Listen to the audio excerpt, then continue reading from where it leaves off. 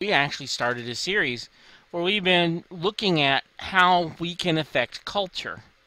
And we have talked about some different aspects of that. Well, tonight we're going to be looking at, and I know this sounds really weird to be saying in modern America, we're going to be talking about idols. And we're going to be talking about how we can impact the culture around us by following the examples of what the New Testament church did in the book of Acts. So that's kind of why we're bringing light into the darkness. Now, it's appropriate for us because if you know anything about Second Life, you'll know what goes on out there in this virtual reality world. It is huge. The time I read, and admittedly it's been a year or two since I've seen the statistics, but the last time I heard there were somewhere in the neighborhood of about 10 million registered users on Second Life. At any given time, there's between 300 and 500,000 people on Second Life somewhere in one of the worlds. Every month, another 100 to 200,000 people join Second Life. And all those avatars, of course, some of them are duplications, but it's all those avatars, we cannot forget, represent real people. Real, honest-to-goodness human beings.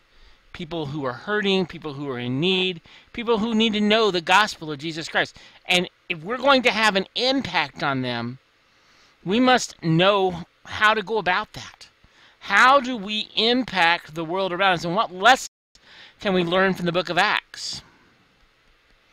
And so tonight we're going to be looking at Acts 18 and 19, and you're going to have the story at the beginning of the church of Ephesus. Now, if you know there's a book in the New Testament, and people are leaving, but people come and go. I mean, it's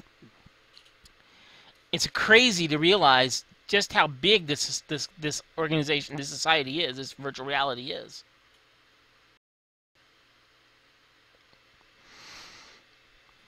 And again, remember, my statistics are a couple years old, and so that may have changed.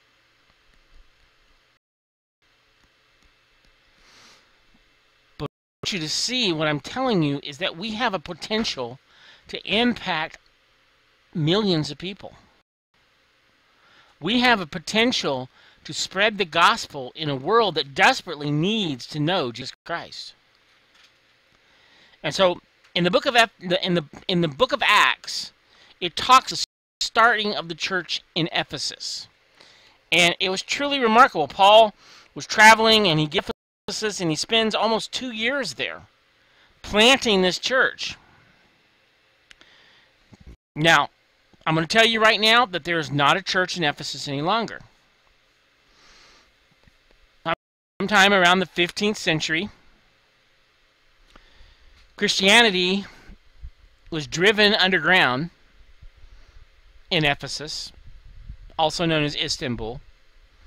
And what believers find there are hiding, because it's illegal to be a Christian in those nations.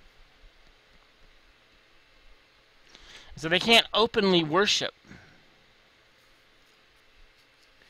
And the city is huge, and